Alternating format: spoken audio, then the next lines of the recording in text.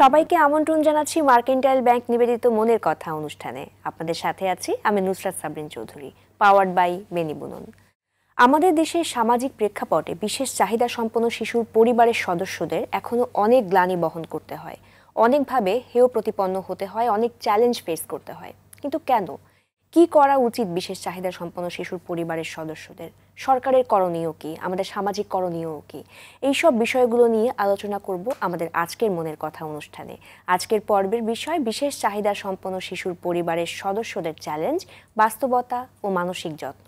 স্টুডিওতে আছেন অত্যন্ত প্রিয় মুখ বিদিশা সিদ্দিক, রাজনীতিবিদ, সমাজসেবিকা ও লেখিকা। আপু কেমন আছেন? অনেক ধন্যবাদ, আমি ভালো আছি। অনেক ধন্যবাদ আপু, আপনাকে আজকের অনুষ্ঠানে আমাদের অতিথি হিসেবে আমরা পেয়েছি। এবং আমি প্রথমেই আপু যে বিষয়টা নিয়ে কথা বলতে চাই, যেহেতু আসলে বিশেষ চাহিদা সম্পন্ন শিশুর মানসিক যত্ন এবং পরিবারের সদস্যদের যে বিষয়গুলো নিয়ে আসলে চ্যালেঞ্জগুলো কি ফেস করে সেগুলো নিয়ে কথা বলবো। আপনি একাধারে একজন দক্ষ রাজনীতিবিদ, সমাজসেবিকা, লেখিকা এবং একাধারে একজন বিশেষ শিশুর মা।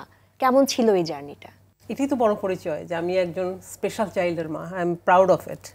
কারণ আমার ছেলের যে বিশেষ গুণাবলীগুলো আছে, এই গুণাবলীগুলো আমার অন্য যারা যে বাচ্চাগুলো আছে তাদের মধ্যে নেই। আমার ছেলে এরিক এরশাদ, ও এখন 23 বছর বয়স, ও বিশেষ চাহিদা সম্পন্ন বাচ্চা ছেলে। তো ছেলে এখন বড় হচ্ছে স্বাভাবিকভাবে, ওর সমস্যাগুলো আরও দেখতে পাচ্ছি এখন আমি, তো এগুলো বাড়ছে। সো ওর সাথে সাথে আমারও তো জার্নি, আমাকেও শিখতে হয়, আমাকেও হ্যান্ডেল করতে হয়, আমাকেও ট্যাকেল করতে হয়। আবার দেখা যাচ্ছে আমার কর্মকাণ্ডগুলোর মধ্যে ওরও প্রচুর ইন্সপিরেশন থাকে। So it's a beautiful journey. একদমই তাই। এবং যারা স্পেশাল বাচ্চা, আমি নিজেও যেহেতু আমার ছোট ভাইটাও special, I can relate with this actually. তো সেই জায়গা থেকে যদি আপু বলি যে কখন আসলে বুঝতে পারলেন যে এরিক স্পেশাল চাইল্ড, এবং তখন আপনার প্রথম পদক্ষেপটা আসলে কি ছিল?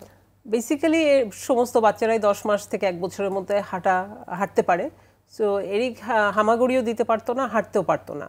তো এরিকের বাবা সাবেক প্রেসিডেন্ট মরহুম হোসেন মোহাম্মদ এরশাদ সাহেব, উনি আমাকে বলতেন যে আমার ছেলে না হাঁটুক, সমস্যা কি, আমার ছেলেকে কোলে নিয়ে বড় করবা। তো এরকম করতে করতে এরিক কিন্তু আমাদের কোলেই থাকে প্রায় 2 বছর। সো একবার আমার মা অনেক বকাঝকা করলেন আমাকে, বলে এটা কোনো কথা হলো, তোমার তো আগেও তো 2টো বড় বাচ্চা আছে তোমার, তুমি এরকম কোলে নিয়ে নিয়ে ঘুরবা কতদিন, তুমি ডাক্তার দেখাও। তো একবার এরিকের আব্বার আমি সিঙ্গাপুরে তখন, তো সিঙ্গাপুরের আমরা হসপিটালে নিয়ে গেলাম এরিকের, কিছু টেস্ট করলো, করার পরে দেখলো যে এরিকের হাঁটু কাঁপে, পা কাঁপে। আর এরিক তখন আমাকে বললেন, ওনারা সিঙ্গাপুর থেকে বললেন, 3টে হসপিটাল, বড় বড় হসপিটালে গিয়েছি এবং 3টে হসপিটালই বলেছে এরিক কোনোদিন দাঁড়াতে পারবে না, এরিক কখনো উঠে বসতে পারবে না, এরিক কখনোই নর্মাল বাচ্চাদের মতো হতে পারবে না, কারণ এরিক হচ্ছে সেরিব্রাল পলসি।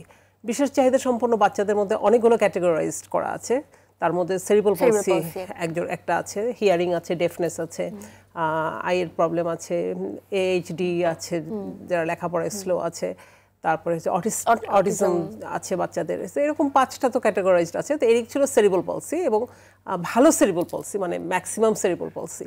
সো এরিকের বাবা বিং এ সাবেক প্রেসিডেন্ট, তার একমাত্র সন্তান, মানে he just broke down, collapsed. এবং সে বলছে যে পৃথিবীর সমস্ত যত ডাক্তার আছে, যত হসপিটাল আছে, ন্যাচারালি উনি বলবেন, ওনার পাওয়ার থেকে উনি বলবেন, বাবা হিসেবে বলবেন। সো ওনারা মনে করেন যে পাওয়ার দিয়ে অনেক কিছু করা যায়। সো উনি বিভিন্ন দেশে এরিককে নিয়ে উনি গেলেন হসপিটালের সার্চে। উনি ইংল্যান্ডে গেলেন, জার্মানিতে গেলেন, ফ্রান্সে গেলেন, দুবাইতে গেলেন, তারপরে মিডল ইস্টে। এরকম করতে করতে যখন এরিকের বয়স প্রায় 3, তখন ব্যাঙ্গালোরে একজন স্পোর্টস আপনার অর্থোপেডিক্স, উনি আমাকে বললেন যে এরিকের এটা অপারেশন করলে এরিক হাঁটতে পারবে। সো উই হ্যাড এ রে অফ হোপ। তখন আমি ওর বাবাকে বললাম যে লেটস ডু ইট। সো আমরা এরিকের অপারেশনটা করালাম, পায়ের টেন্ডন রিলিজ অপারেশনটা করলাম পায়ের গোড়ালিতে। তখন ওখানে এরিকের পায়ের গোড়ালি প্রায় 1 হাতের মতো কাটা আছে এরকম, হ্যাঁ। কাটার পরে তখন এরিক দাঁড়ানো শুরু করলো। তারপরে আমরা, কিন্তু ডাক্তার বললেন যে যেহেতু ও সেরিব্রাল পলসি, বিশেষ চাহিদা সম্পন্ন শিশু, ও নিউরোলজিক্যাল সমস্যাগুলো কিন্তু থেকে যাবে, ও কখনো ব্যালেন্স করবে না। যেমন ও হচ্ছে, ওর ব্রেন সবসময় ফাস্ট থাকবে, কিন্তু ও চলাফেরা, ওর হাত পা এগুলো স্লো থাকবে। সো আমি শুধু ওকে রিলিজ করে দিলাম পায়ের টেন্ডনটা, ও হাঁটতে পারবে, একটু খুঁড়িয়ে খুঁড়িয়ে হাঁটে ও এখনও, যেমন একটু একটা পায়ে একটু ব্যাকা করে করে একটু টেনে টেনে হাঁটে ও, ওটা কখনোই কারেক্ট হবে না। কিন্তু অন্য যে সমস্যাগুলো ওগুলো কিন্তু থেকে গেল। সো তার মধ্যে তখন as Eric grows up, started growing up, আমাদের তখন শুরু হয়ে গেল আর কি চ্যালেঞ্জ যে ওকে কিভাবে আমরা কোঅর্ডিনেট করব, basically coordinate with people, with society, with friends, with schools, with like everything, with family members, with pet, which is like interesting বিষয় যে এই স্পেশাল শিশুগুলো কিন্তু মানুষকে ভয় পায়। আচ্ছা, খুব ইন্টারেস্টিং। এরা, আমি শুধু এরিকের কথা বলবো না, আমি প্রচুর এরিক রিলেটেড আমি প্রচুর বাচ্চাদের সাথে আমার ওঠা বসা করতে হয়েছে। আমি নিজে কোর্স করেছি এরিককে কিভাবে পালতে হবে, বড় করতে হবে, মানুষ করতে হবে, স্পেশাল বাচ্চাদের সাথে ওকে কিভাবে অ্যাসোসিয়েট করতে হবে, নর্মাল লোকজনের সাথে ও কিভাবে অ্যাসোসিয়েট করবে। তো এই জন্য আমাকে 6 মাসের কোর্স করতে হয় সিঙ্গাপুরে আর কি। ওর ফিজিওথেরাপি আমাকে শিখতে হয় অ্যাজ এ ফিজিওথেরাপিস্ট। খুব স্বাভাবিক, কারণ আপনি তো মানে সব লম্বা সময় যাবত ওর সাথে থাকেন। এক্স্যাক্টলি, লম্বা সময়। এর মধ্যে ঝামেলাটা হয়ে গেল যে আমাদের পলিটিক্যাল একটা ব্রেকআপ হয়ে গেল আর কি। এটা এই পলিটিক্যাল মানে আগের পলিটিক্যাল পার্টির কারণে আর কি, যে আমাদের যে মিসহ্যাপটা হয়ে গেল ফ্যামিলিতে, একটা দূরত্বের জায়গা তৈরি হয়। হ্যাঁ, তখন দেখা গেল যে এরিক মাঝখানে পড়ে গেছে। এরিকের বাবা একদিকে, এরিক থাকে তখন বাবার কাছে, তখন এরিককে নিয়ে কোর্ট কাচারি, কারণ আমি এরিককে ছাড়বো না, উনি এরিককে ছাড়বেন না, মানে এরিকের উপর দিয়ে যে স্টিম রোলারটা গেল। তখন না আমাদের একজন ডক্টর ফ্রেন্ড বললো, এনাফ ইজ এনাফ, তোমরা বাচ্চা নিয়ে টানাটানি করো না, otherwise you might lose the child. তখন ওর বাবা, বিং এ জেন্টলম্যান, আমরা এডুকেটেড পারসন হিসেবে আমরা তখন সবাই মিলে বসে বললাম যে তাহলে কি করবো, এরিক কি চায়। তখন এরিক কোর্টে যে এরিক নিজের কথা নিজেই বললো, কিন্তু I was so proud of it যে ও বলতে পেরেছে, দো ইট ওয়েন্ট এগেইনস্ট মি, নিজের ভয়েসটাকে সে বলতে পেরেছে। জাজকে বলছে যে যা জানটি, আমি রাতে বেলা ড্যাডি ছাড়া ঘুমাতে পারি না, আমি তো ড্যাডির সাথে ঘুমাই।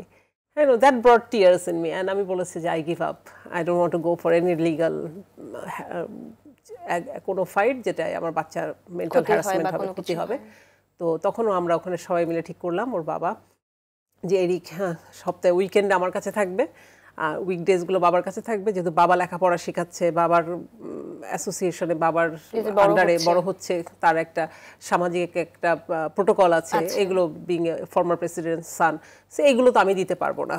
বাট আমার বাসাও কিন্তু দূরে না, আমার বাসাও কিন্তু গুলশানেই।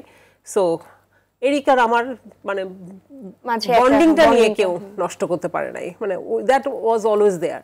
এরিকের বাবা এরিককে নিয়ে ইন্ডিয়া আসছেন, আমিও ইন্ডিয়ায় যাচ্ছি, ডাক্তার দেখাচ্ছি, বা উনি সিঙ্গাপুরে নিয়ে আসছে এরিককে, আমি সিঙ্গাপুরে যাচ্ছি, হ্যাঁ, আমরা একসাথে উমরা করেছি। সো এই সব জিনিস পরিবারের মাঝে বন্ধনের জায়গাটা ছিল এরিকের থ্রুতে, সবসময় এরিকের জন্য বন্ধনটা ছিল। আর এরিকের সাথে যারা থাকছিল, যে স্টাফরা এরিকের বাবার সময়, those were like real like parents, আমি বলবো। আমাদের একটা স্টাফ প্রায় 20-22 বছর ধরে চাকরি করেছেন ওনারা। এরিককে সবাই আপন মনে করে বড় করেছে। এরিকের মধ্যে অনেক নেগেটিভিটিস গুলো আছে অফকোর্স, কারণ ও নর্মাল স্কুল করতে পারতো না, স্কুলিং আমরা বলি সেই বিষয়টার জায়গাটা, সেই জায়গাটা ওর জন্য খুব ডিফিকাল্ট ছিল। এর জন্য অবশ্য নির্ঝর নামে ক্যান্টনমেন্টে যে স্কুলটা আছে, নির্ঝর অনেক বড় একটা, মানে এরিকের জীবনে একটা বড় একটা ভূমিকা পালন করেছে আর কি। So I am always grateful for this school. আরো স্কুল হওয়া উচিত, আরো বেশি বেশি স্কুল হওয়া উচিত। আমি মনে করেছি গভর্নমেন্টের উচিত স্পেশাল চাহিদা সম্পন্ন বাচ্চাদেরকে স্কুলিং এর যেমন ব্যাপারটা তারা দেখছেন, অনেক ইমপ্রুভ হয়েছে ডেফিনেটলি আগের থেকে, মাচ বেটার। থেরাপির জায়গাগুলো, ফ্রি থেরাপি কি করে দেওয়া যায় বাচ্চাদেরকে, instead of expensive school space, expensive physiotherapy. কারণ বাচ্চারা, এরা থেরাপি তো নর্মাল আমাদের মতো মানুষের থেরাপি লাগে, যেমন আমি এরিককে পালছি, বড় করছি, so I am going through so much stress, কারণ আমারও উল্টা থেরাপি কিন্তু লাগে মাঝে মধ্যে। সো এই বাচ্চাদেরকে নিয়ে শুধু বাচ্চা না, বাচ্চাদের প্যারেন্টসদেরও থেরাপি, কেয়ারগিভারদেরও সবার একটা ডেফিনেটলি, বা যে বাচ্চার গার্জিয়ান হবে তারও থেরাপির প্রয়োজন। সো এই জায়গাগুলো আছে। তারপর আমি মনে করি যে গভর্নমেন্টের উচিত হচ্ছে এই বাচ্চাদের জন্য স্পেশাল খেলার জায়গা করে দেওয়া।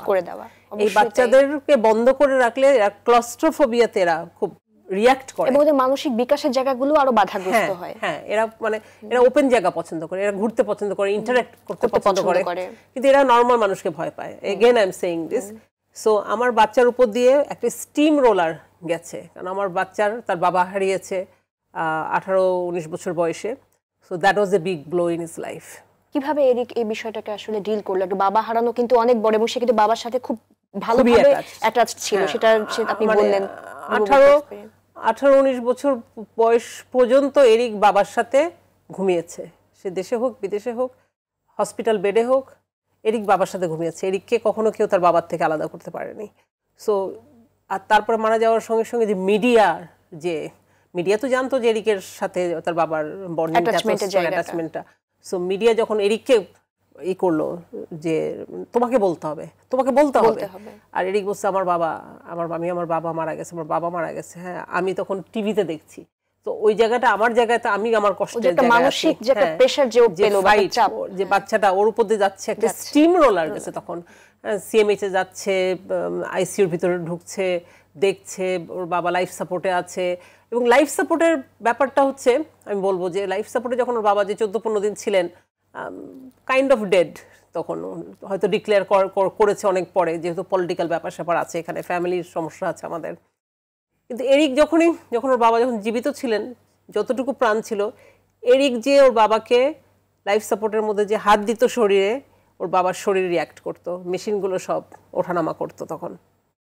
তো এর থেকে বোঝা যায় যে বাপ ছেলের যে কানেকশনটা, ভালোবাসাটা, হ্যাঁ, মানে এটা একটা, মানে কি বলবো, আমি খুবই স্বর্গীয় বিষয় এটা। সেম জিনিসটা কিন্তু এখন আমার সাথে সে করছে। আমি মানে ওর কথা হচ্ছে যে তুমি মারা যেও না, তুমি মারা গেলে তো আমার আর কেউ থাকলো না। যদিও ওর বড় ভাই বোনরা খুবই অ্যাটাচড বড় ভাই বোনদের সাথে। ওর ছোট্ট একটা বোন আছে মায়া, আমার অ্যাডপ্টেড একটা সন্তান আছে। তো খুবই বড় বোন, যতটুকু জানি ভীষণ ভাবে ভাইয়ের প্রতি। হ্যাঁ, ওর বড় বোন ইজাবেলা তো ওকে বাবা ডাকে, ওকে তো কোনোদিন ভাই বলেও ডাকে নাই। মানে এত কেয়ারিং, এত লাভিং। যে এরিক ফোন করলো লন্ডনে কয়টা বাজে, ও ফোন ধরবে, ও অফিসে আছে, কাজ করছে, হয়তো বা ও জার্মানিতে আছে, বা ওর কাজের জন্য বিভিন্ন দেশে দেশে থাকতে হয় ওকে, ও ক্লাইমেট চেঞ্জ নিয়ে কাজ করে। তো সেখানে হচ্ছে এরিক ফোন করলে, ও ফোন করে বলে, হ্যাঁ বাবা তোমার কি লাগবে। এরিক খুব ভালো পাজলস বানায়। আচ্ছা, এরিক হচ্ছে ছোটবেলা থেকে পাজলস করতো, ছোট ছোট ছোট ছোট পিসেস দিয়ে। এখন 8000 পিস করতে পারে without seeing the picture. That is amazing. আর ওর বোন, ওর বড় ভাইরা লন্ডন থেকে সব এগুলো বানিয়ে বানিয়ে নিয়ে আসে। যেহেতু এখন 8000-10,000-এর উপরে পাওয়া যায় না, তখন ওরা কি করে, এরিকের কোনো একটা ছবি নিয়ে ওর বার্থডেতে গিফট কি দিবে, কারণ এরিক তো গিফট পছন্দ করে না, গিফট বুঝেও না ও। তখন এই পাজলসটাই হচ্ছে ওর একমাত্র গিফট, একমাত্র খেলার সঙ্গী। কারণ ওর তো কোনো বন্ধু নেই, ওর কোনো ফ্রেন্ড নেই। ও একটা ড্রিম, একটা ওয়ার্ল্ডের মধ্যে থাকে, যে ইমাজিনেটিভ একটা কিছু, যে ওখানে ও হাসে, ও নরমালি থাকে, হাসছে। আমি বলি বাবা হাসছো কেন তুমি? বলে না আমি হাসছি যে তুমি এত সুন্দর রান্না করো, কিন্তু মা তুমি মারা গেলে তুমি কি আমার বউকে রান্না শিখাই যাবে? So that means he has his dreams about getting married one day, having children one day. তারপরে ও স্বভাবগতভাবে একটা স্বপ্নের জায়গা তো আসলে থাকে, স্বপ্নের জায়গা থাকে। বাসায় একটা বিড়াল আছে, আরা নাম, বিড়ালটাকে ও খুবই ভালোবাসে। আমি যতটুকু জানি এরিক খুব ভালো গানও করে। এরিক খুবই ভালো, মানে ও হাজার হাজার গান মুখস্থ, হাজার গান মুখস্থ। হ্যাঁ, তারপরে ওর যেমন আইনের ধারাগুলো মুখস্থ করে ফেলেছে। ওর প্রাতিষ্ঠানিক কোনো সার্টিফিকেট নেই, এইটাই হচ্ছে একটা সমস্যা। এই বাচ্চাদের সবসময় প্রাতিষ্ঠানিক সার্টিফিকেট থাকবে না, এরা হয়তো বা চাকরি করবে না, কিন্তু এরিক আবার 1 মিনিটের মধ্যে 1 লাখ টাকার হিসাব বুঝিয়ে দিবে। আচ্ছা, আইনের সমস্ত ধারা কিন্তু বলে দিবে। এই যে আপু আমরা দেখি যে বিশেষ শিশুদের মাঝে কিন্তু খুব স্পেশাল কিছু কোয়ালিটিস থাকে, যেটা কেউ গানে, কেউ আর্টে, কেউ খুব নাচে খুব পারদর্শী। এই বিষয়টাকে আপনি কিভাবে দেখছেন? এবং আপনি তো আসলে অনেক বিশেষ শিশুর পরিবারের সাথেও আপনার যোগাযোগের জায়গা হয়েছে, তো এগুলো শিক্ষা প্রতিষ্ঠান ভিত্তিক এবং সরকারের পৃষ্ঠপোষকতাও আরো কতটুকু বাড়ানো উচিত বলে মনে করেন? সরকার তো করছে না, অনেক করেছে, আগের থেকে অনেক ইমপ্রুভ হয়েছে, কিন্তু হ্যাঁ obviously it's not enough, it's never enough. কারণ বিশেষ চাহিদা শিশুও বাড়ছে। হ্যাঁ, এদেরকে ওই যে বললাম, এদের জন্য স্পেশাল স্কুলগুলো এবং প্রত্যেকটা ইউনিভার্সিটিতে এদেরকে, মানে আমার মনে হয় যে ভর্তি নেওয়া উচিত, যে এদের ও লেভেল থাকলো কি না, এদের এ লেভেল সার্টিফিকেট আছে কি নাই। কিন্তু এই সমস্যাটাই আমি যেমন এরিককে একটা নাম না বলি, একটা মিউজিক্যাল ইউনিভার্সিটিতে ভর্তি করতে চেয়েছি। কারণ এরিক এত ভালো গান করে, আমি মনে করি যে গানের টিচারদের থেকেও সে ভালো গান করে। হ্যাঁ, কারণ সে নিজেই টিচারদেরকে কারেকশন করে দেয়। সো এরিককে গান শেখানোটা খুব টাফ। ইনস্ট্রুমেন্টও সে ইয়ে করে, হারমোনিয়াম বাজাতে পারে, বিভিন্ন ইনস্ট্রুমেন্ট, পিয়ানো বাজানো, কিবোর্ড বাজানো, তবলা, সবকিছু সে বাজাতে পারে। তো ওকে যখন আমি ভর্তি করতে চেলাম, তখন ওরা বললো যে ওর কি ও লেভেল আছে, ওর কি লেভেল আছে। আমি বললাম আমাদের সিস্টেম কি চেঞ্জ হবে না তাহলে? থেরাপি জায়গাগুলো নিয়ে আপু আমি আরো কথা বলবো, কিন্তু একটা ছোট্ট একটা বিরতির পরে। দর্শক, মার্কেন্টাইল ব্যাংক নিবেদিত মনের কথা অনুষ্ঠান থেকে এই মুহূর্তে নিয়ে নিচ্ছি ছোট্ট একটি বিরতি, পাওয়ার্ড বাই বেনিবুনন। বিরতির পর আমরা আরো গুরুত্বপূর্ণ আলোচনা করব এই বিষয়টি নিয়ে। আরটিভির সাথেই থাকুন।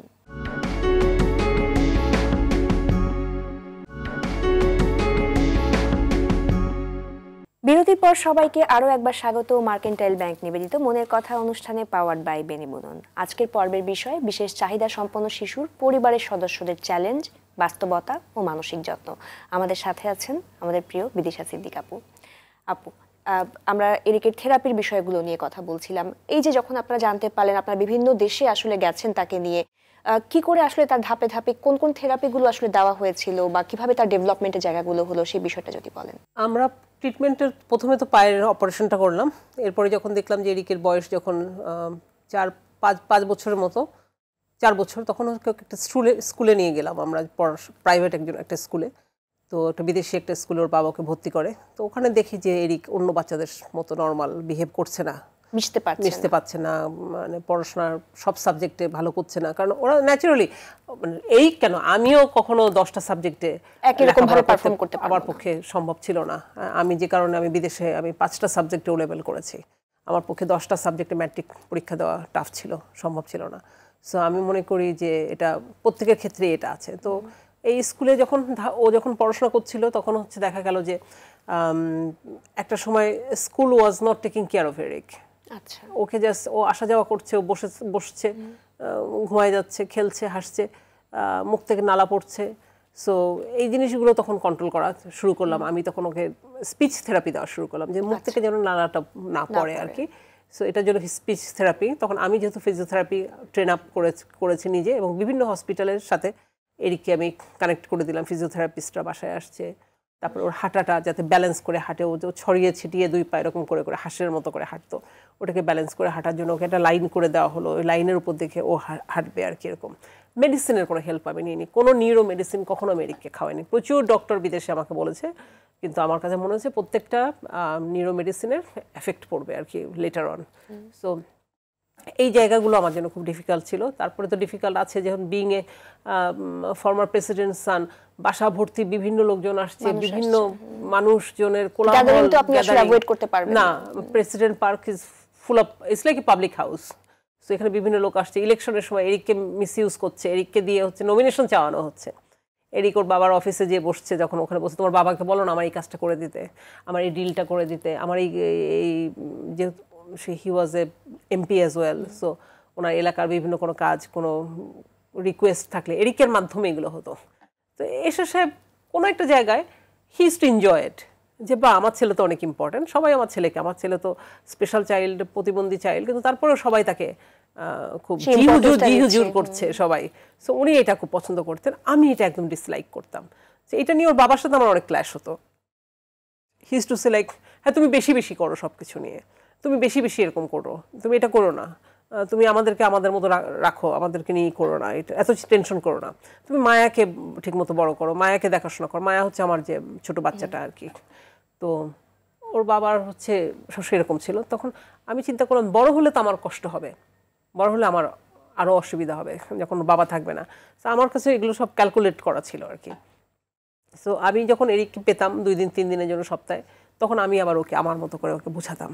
কারণ এরিক কখনো নিজের ব্রেন একদম 100% সে দিয়ে, সে খুবই মেধাবী, কিন্তু এই যে বিভিন্ন মানুষের সাথে যে কোঅর্ডিনেট করাটা ওর জন্য তখন ডিফিকাল্ট ছিল।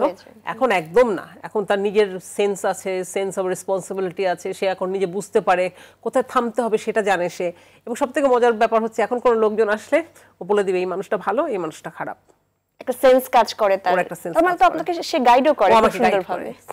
এখন ওকে একটু স্পেশাল চাইল্ড মনে হয় না, ও একদম অন ডট, ওর মোবাইলে অ্যালার্ম দেওয়া আছে কখন নামাজ পড়বে, ও কখনো 5 মিনিটের জন্য নামাজ কাজা করে না।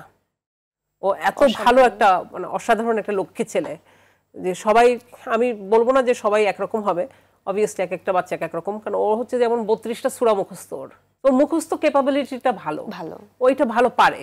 সো আমার কথা ওয়াই নট, ওকে আমি এটাই শিখাই তাহলে। এবং এরিককে আমি যথেষ্ট ফ্রিডম দিয়ে রাখি, ওকে বলি না যে না তুমি ওর সাথে মিশো না, না তুমি এর সাথে মিশো না, না তুমি ওর সাথে কথা বলবো না, এটা করি না, এটা আমি কখনো করি না। ওকে নিয়ে বসি, ওকে বাইরে নিয়ে যাই, বাইরে নিয়ে ওর সাথে বসে তখন ওর সাথে গল্পের ছলে ওকে ট্রিট করি অ্যাজ অ্যান অ্যাডাল্ট। ওকে আমি ছোট বেবি হিসেবে এখন আর ট্রিট করি না। যখন দেখি যে ও একা গোসল করতে পারছে, নিজের কাপড় চোপড় পরতে পারছে, নিজের কাজগুলো করতে পারছে, হ্যাঁ খাবার দাবার গুলো সে তদারকি করে খুব সুন্দর করে, বাসার জিনিসপত্রগুলো দেখাশোনা করছে, বাবার মৃত্যুবার্ষিকীটা সে পালন করছে ঠিক মতো, জন্মদিনটা পালন করছে ঠিক মতো, কোরবানি কি হবে, কিভাবে কোরবানি দেওয়া হবে না হবে, পুরো কোরবানিটা তো ও দিল এবার। সুতরাং ডিসিশন মেকিং এর জায়গা থেকেও কিন্তু এবার তো গরু জবাই করেছে নিজে হাতে সে। বাহ, অসাধারণ। হ্যাঁ, তো এই জায়গাগুলোকে আমি ছেড়ে দিয়ে কিন্তু আমি পাশে থাকি, পাশে থাকতেই হবে বাচ্চাদের। একদমই তাই আপু। এই যে আপনি জার্নিটা 24 আওয়ার্স জব, কিন্তু একদম সারাটাক্ষণ কিন্তু আপনি মনিটরিং হয়, লেগে থাকতে হচ্ছে, কিছু গাইড করতে হচ্ছে। আপনার মনের যত্নটা আপনি কিভাবে নেন? এবং একজন বিশেষ শিশুর কেয়ার গিভার, গার্ডিয়ান, প্যারেন্টস, সেই জায়গা থেকে কিন্তু এটা অনেক বড় একটা মানসিক চাপের জায়গা। আমি আমার পরিবারেও দেখেছি, এবং যত বিশেষ শিশুর পরিবার আছে প্রত্যেকে কিন্তু এই চ্যালেঞ্জটা আসলে ফেস করেন, তারা নিজের মনের যত্নটা আসলে নিতে ভুলে যান। সেক্ষেত্রে কি বলবো? আমার লেখালেখি আছে, আমার অন্য বাচ্চারা আছে, আমার বিগেস্ট ইন্সপিরেশন। আমি খুব পজিটিভ মানুষ, পজিটিভলি সবকিছু দেখাশোনা করি, দেখি, পজিটিভলি সবকিছু হ্যান্ডেল করার মতো একটা ক্ষমতা আমাকে আল্লাহ পাক দিয়েছেন। আমি জানি যে আমার জন্মের পর থেকে আমার লাইফটা খুব ডিফিকাল্ট ছিল, এবং আজকের দিন পর্যন্ত ডিফিকাল্টি আছে, সহজ হয়নি। তারপর আলহামদুলিল্লাহ আমি আল্লাহ রাব্বিল আলামিনের কাছে আমি খুবই কৃতজ্ঞ যে আমার থেকেও তো অনেক কঠিন লাইফ মানুষের আছে। সেই জায়গাটা যখন চিন্তা করি তখন আমি মনে করি যে না, আমি তো অনেক অনেক ভালো আছি। এবং ডিল করা প্রতিটা জিনিসের সাথে একটা জায়গায় আমি ফেল করেছি ডিল করতে, সেটা আমার বাবার মৃত্যুটা। আমার বাবা 28শে ডিসেম্বরে কবি আবু বকর সিদ্দিক উনি মারা গেলেন, এবং আমার বাবা মারা যাওয়ার সময় ইন্টারেস্টিং বিষয় ছিল, একটা বছর এরিক টেক কেয়ার করেছে আমার বাবাকে। এরিক দিনের মধ্যে 3 বা 4 বার করে ওই যে হারমোনিয়াম নিয়ে যেত, হারমোনিয়াম বাজায় বাজায় নানাকে গান শোনাতো, পুরোনো দিনের গানগুলো, নানার লেখা গানগুলো ও আবার শিখতো, সুরগুলো শিখতো। গণসঙ্গীতের জন্য আমার বাবা বিখ্যাত ছিলেন, মুক্তিযোদ্ধার জন্য তার অবদান ছিল যেগুলো। সো এই যে নানার আর নাতিন এই যে কানেকশনটা এরিকের, কেমিস্ট্রিটা মানে এত বিউটিফুল, এত বিউটিফুল। এবং যখন মারা যাচ্ছেন আব্বা, তখন হচ্ছে শেষ পানিটা হচ্ছে আমার হাতে উনি খেলেন, এবং শেষ কলমাটা আমি পড়ছি। আমি এরিককে বলছি যে এরিক, তোমার নানা চলে যাচ্ছে, চলে যাচ্ছে, তুমি আসো। তুমি কোথায়? এরিক অন্য জায়গা ছিল। এরিক বলে আমি আল্লাহর সাথে কথা বলছি, আগে আমাকে নামাজ পড়তে দাও। আমি জানি আমার নানা চলে যাচ্ছে, এখনই চলে যাবে। আমি আল্লাহকে বলছি যেন ওনার যাওয়াটা যেন কষ্টের না হয়, ওনাকে যেন সহজে নেয়, এবং তুমি যেন শক্ত হও। এবং আমি ভেঙে পড়ি একটা সময়, আমার পুরো একটা সাইকোলজিক্যাল একটা এফেক্ট হয়। আমি এটা এখনও পর্যন্ত স্বাভাবিক হতে পারি নাই। আমি প্রায় 6 মাসের মতো একদম নিজেকে গুটিয়ে, মানে আমার বাড়ির ভিতরেই আমি ছিলাম, কোনো কিছু আমি হ্যান্ডেল করতে পারতাম না। অপূরণীয় বিষয় যেটা আসলে বাবা মা চলে যাওয়ার বিষয়টা। আমি আমার বাবার খুবই অ্যাটাচ ছিলাম। আমি বাড়ির বড় মেয়ে, আমার অন্যান্য ভাই বোনের সমস্ত রেসপন্সিবিলিটিগুলো আমার উপর এসে পড়েছে, যেহেতু তারা সবাই বিদেশে থাকে, তারা দেশে ছিল না। একা হাতে আপনাকে পুরোটা, একা হাতে। আবার এই একদিকে এরিকের মেন্টাল স্টেবিলিটি, এটাও খেয়াল করতে হয়। সো এরিক অনেক কিছু করেছে আমার বাবার জন্য শেষ সময়টা। তো আমরা আমাদের টেক কেয়ার করি হচ্ছে এর ভিতরেই আমরা সুখ পাই, এর মধ্যে আনন্দ পাই। যখন এরিক গান করে, মা নিয়ে ওর একটা বিখ্যাত গান আছে, যে নোলক বাবু এই গানটা এরিককে শিখিয়েছিল, মা নিয়ে যে গানটা, ও ফেমাস হয়েছে এই গানটার জন্য। এরিকের একটা মানে খুবই বিশাল একটা ব্রেক দেওয়া হয়েছে এই গানে। এরিক যখন গানগুলো করে তখন মনে হয় যে এটাই আমার লাইফের একমাত্র পাওয়া, একমাত্র চাওয়া, এর থেকে বেশি কিছু আমি চাই না। এবং আমি চাই এরিক যেন বেঁচে থাকে, অনেক বছর বেঁচে থাকে, সুস্থভাবে যেন সে যেন একা চলতে পারে, বেঁচে থাকে। আমার অন্য সন্তানগুলো আমার জীবনের অনেক বড় আনন্দ, অনেক বড় জায়গা। এরা মিলেমিশে থাকে, এরা একজন আরেকজনকে ছাড়া থাকতে পারে না, মানে এটাই সব থেকে বড় শান্তির জায়গা। তো এই জায়গায় আর আমার নিজের ভালো বন্ধু বান্ধব আছে, সেটাও ম্যাটার করে। লাইফে চলার পথে ভালো মানুষ থাকবে, খারাপ মানুষ থাকবে, সবাই থাকবে, তাদেরকে নিয়ে এর মধ্যে থেকেই নিজেকে হ্যান্ডেল করা শিখতে হয় আর কি। একদমই আপু। এই যে সোশ্যাল মিডিয়া, যখন আপনিও স্বাভাবিকভাবে একজন খুব পাবলিক ফিগার এবং পলিটিশিয়ান, তো সেই জায়গা থেকে যখন আপনি সোশ্যাল মিডিয়া ইউজ করেন, অনেক ধরনের নেগেটিভ জিনিসপত্র তো আসলে থাকে, অনেক কমেন্টস আসে, অনেক প্রশ্ন আসে, এগুলো কিভাবে ডিল করেন? সবর, এক কথায় সবর। আল্লাহ রাব্বিল আলামিন আমাকে প্রচণ্ড রকমের ধৈর্য দিয়েছেন। আমি কখনো কোনো কিছু রিপ্লাই করি না, যেহেতু আমি একজন পাবলিক ফিগার। আমার পাবলিক পেজেস আছে, ফেসবুক আছে, প্রতিনিয়ত কিছু না কিছু হচ্ছে, প্রতিনিয়ত মানুষ বাজে কথা বলছে, গালিগালাজ করছে, ভালো কথা বলছে, তখন ভালো কথাগুলো দিয়ে আমি খারাপ কথাগুলো ঢেকে দিই। আপু, এই যে বিশেষ শিশুর পরিবারদের যারা আরও আছে বাংলাদেশে, কিন্তু এখন বিশেষ শিশুর পরিমাণ দিন দিন আসলে বাড়ছে, সরকার যথেষ্ট আন্তরিক তাদের সব কিছু জায়গা থেকে, তাদের ডেভেলপমেন্টের জায়গা থেকে, এবং এটা নিয়ে অনেক সচেতনতাও তৈরি হয়েছে। আরও কি পদক্ষেপগুলো গ্রহণ করা উচিত, কোনো দিক নির্দেশনা আপনার আছে কিনা? আমি বললাম যেমন আমার কাছে মনে হয় বিশেষ চাহিদা সম্পন্ন শিশুদেরকে নিয়ে ক্লাব করা যায়। ওখানে সব মারা আমরা ইন্টারঅ্যাক্ট করলাম, সব মারা মাদের সাথে গল্প করলাম, কথা বললাম, একে অপরের মানসিক শক্তির জায়গা হিসেবে। শক্তি, তাহলে ওই জায়গা থেকে তারা বাড়ি থেকে বেরিয়ে আসলে একটা স্ট্রেস রিলিজ করার একটা জায়গা পাবে। হ্যাঁ, সো এটা একটা জায়গা। খেলার মাঠটা খুব খুব ইম্পর্টেন্ট। খেলার মাঠ ইম্পর্টেন্ট। তারপরে এই বাচ্চাগুলো যেমন এরিক, যেমন বললাম যে আমি একটু আগে, যে খুব ভালো পাজলস বানাতে পারে, হাজার হাজার পাজলস বানায়। সো একটা যদি ক্লাব থাকে এরকম, ওখানে বাচ্চারা চেস খেলবে, ওখানে বাচ্চারা পাজলস বানাবে, যে যেটা পছন্দ করছে সেই বিষয়গুলো মিউজিক নিয়ে চর্চা করবে বা পেইন্টিং করবে, এরকম একটা ক্লাবের মতো যদি হয়।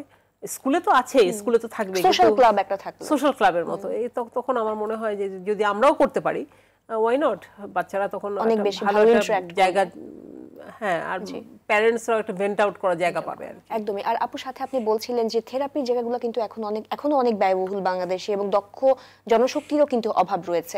তো এই যে ফ্রি থেরাপির যে বিষয়গুলো, এটাও তো আসলে ব্যবস্থা করা দরকার। এটা করতে পারলে খুব ভালো হতো যদি ফ্রি ফিজিওথেরাপি দেওয়া হতো, স্পিচ থেরাপি, হ্যাঁ, অনেক থেরাপি আছে, স্পিচ থেরাপি আছে, অকুপেশনাল থেরাপি আছে, সবকিছু, অকুপেশনাল থেরাপি আছে, এইচডি আছে। তারপরে এই সবগুলো যদি করা হয়, এই থেরাপিগুলোর জন্য বাচ্চাদেরকে যদি ফ্রি দেওয়া হয়, যদি সম্ভব হয় লো কস্টে বা ফ্রিতে, আমি মনে করি that will be very good. একদমই, কারণ এটা কন্টিনিউয়াস প্রসেস বাচ্চাদের, এমন না যে আমরা অ্যাডাল্টের মতো লাগবেই 3 মাস 4 মাস করে ছেড়ে দিলাম, সেটা কিন্তু হয় না তাদের ক্ষেত্রে। চাইল্ড সাইকোলজিস্ট যারা যদি ফ্রি করে, এবং বিশেষ শিশুদের জন্য এই যে বিভিন্ন গণপরিবহন বা বিভিন্ন জায়গায় আসলে যাতে তারা যে কোনো ভাবে যেতে পারে, এক্সেসটা যেন, হ্যাঁ, মেট্রোতে যেন নিশ্চয়ই আছে, নিশ্চয়ই সেই ব্যবস্থা আছে, মেট্রোতে আছে, বাসে আছে, বিভিন্ন বাসে, গণপরিবহনে। রেস্টুরেন্ট, আমি মনে করি রেস্টুরেন্টে থাকা উচিত, কারণ আমি এরিককে নিয়ে ফেস করেছি বিভিন্ন রেস্টুরেন্টগুলো, এটা অবশ্যই, কারণ তাদেরও একটা এক্সেস, সব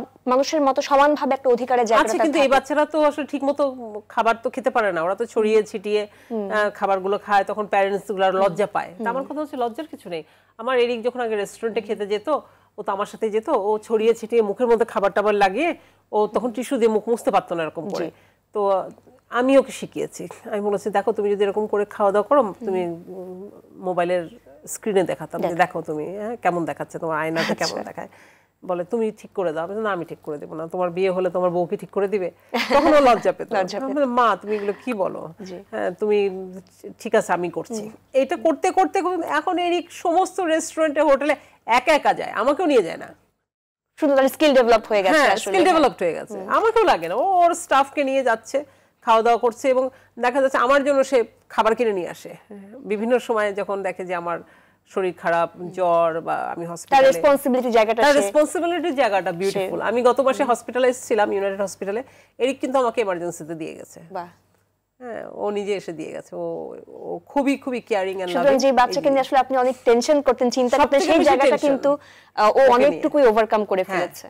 জি, এবং আপু এই যে সচেতনতার জায়গাটা বাড়ানো, আমাদের আরটিভিতে একটা সবসময় প্রোগ্রাম হয় হাত বাড়িয়ে দিলাম বিশেষ চাহিদা সম্পন্ন শিশুদেরকে নিয়ে, এবং তাদের সরাসরি অংশগ্রহণে, এরকম আরো অনুষ্ঠান আসলে বিভিন্ন চ্যানেলে প্রচার করা, এই বিষয়টাও আপনি গণমাধ্যমের জায়গা থেকে, প্রোগ্রামটা আজকে আমি এসেছি আমার সন্তান নিয়ে কথা বলছি, এটা তো বিশাল গর্বের বিষয়। এরকম যদি প্রত্যেকটা টেলিভিশনে এরকম ওই যে স্পেশাল ডে বলে কোনো কথা নেই, হ্যাঁ, সবসময় যদি একটা যদি প্রোগ্রামগুলো করা হতো, এই বাচ্চাদেরকে প্রোগ্রামগুলো যদি স্পন্সর ভালোভাবে করা হয়, ও ওয়াই নট, ডেফিনেটলি। জি আপু, আমরা একদম অনুষ্ঠানের শেষ পর্যায়ে চলে আসছি, যদি একটু জানতে চাই যে আরো কি করে আমরা মানসিক যত্ন, নিজের মনের যত্নটা এরিকের জন্য আপনি নেন, এবং নিজেকে কিভাবে কোনো ভ্যাকেশনে যান, বা কিভাবে নিজের yes, definitely this is interesting subject.